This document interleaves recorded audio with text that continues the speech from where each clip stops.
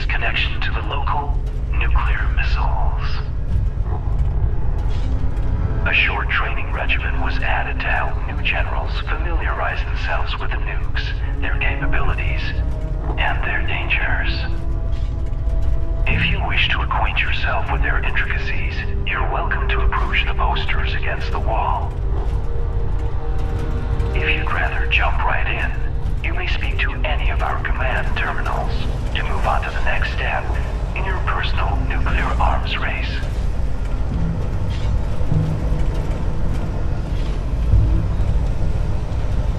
Greetings, General. Welcome to your nuclear launch training session.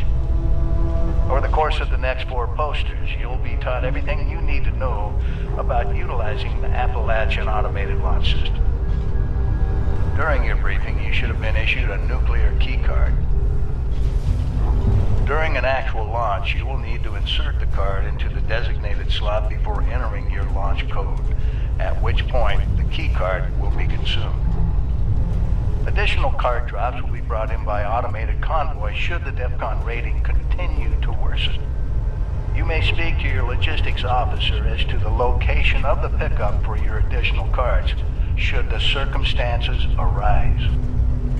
And oh, have they arisen. This DEFCON rating the General speaks of has been pegged at its maximum for some time now, due to the hazardousness unleashed by our earlier guests. The silver lining of this is that one can often find a keycard convoy en route somewhere in Appalachia. We're happy to use our restored surveillance tools to help you track them. Access any of the surveillance system terminals to initiate your hunt.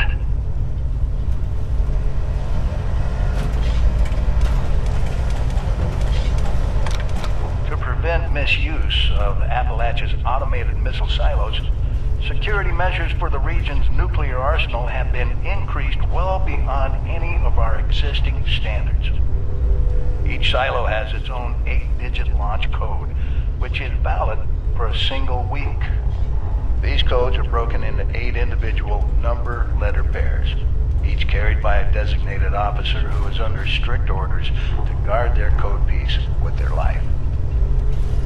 The order of numbers has been encrypted using a series of methods to prevent improper deployment. The bunker staff of specially trained code decryptors will provide the officer corps with the code when it is renewed each week. The decryptors, it should come as no surprise, are dead. It will be up to you and your fellow members to decrypt each silo's launch code before they are regenerated. We, however, might be able to help.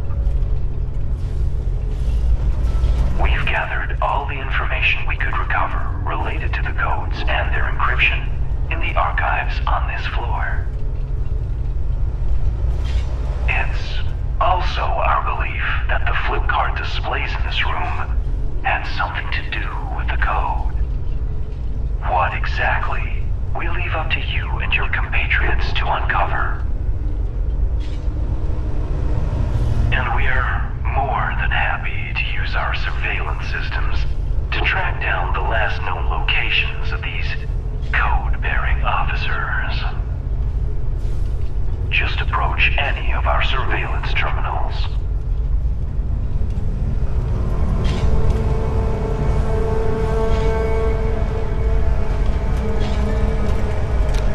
The missile silos of Appalachia are equipped with an advanced robotic construction system, allowing them to rapidly rebuild their arsenals in a matter of hours. The silos themselves are defended by a robotic task force and staffed with a contingent of special clearance human missileers.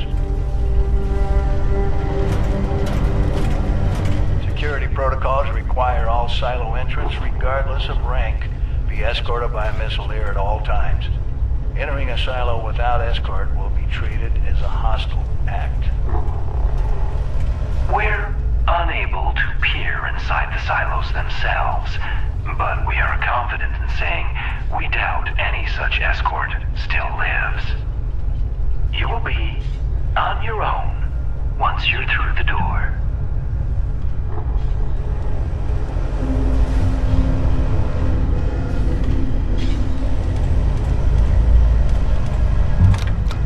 Due to the region's advanced missile installations, there is a high chance of a retaliatory nuclear strike touching down somewhere in Appalachia. The intense radiation released by such a blast can have devastating effects on the local flora and fauna, mutating them into hideous monstrosities fit only for a quick death. To the contrary, General. Our memory banks suggest quite the opposite. Our previous residents managed to acquire samples of some materials created shortly after the first bombs fell, and what they found was illuminating, to say the least.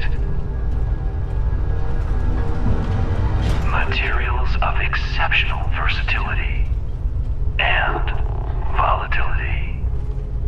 However, if you can stabilize them fast enough, a jaunt into a blast zone, it seems, could be a productive one.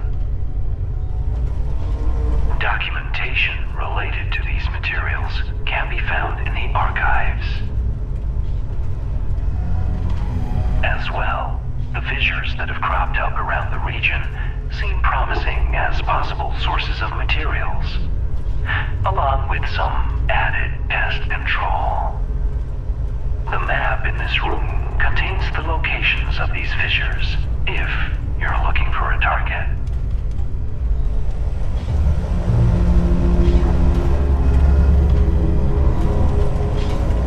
Now,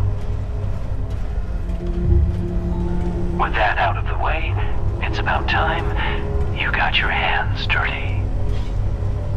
There are a few key paths you should explore. Acquiring a nuclear keycard, hunting down a few code officers, and delving into the nature of the launch code's encryption in our archives. Everything you need to get started, you should find in this space. How to proceed, though, we leave up to you. But please, feel free to ask our terminals if you have any questions. Good hunting, General.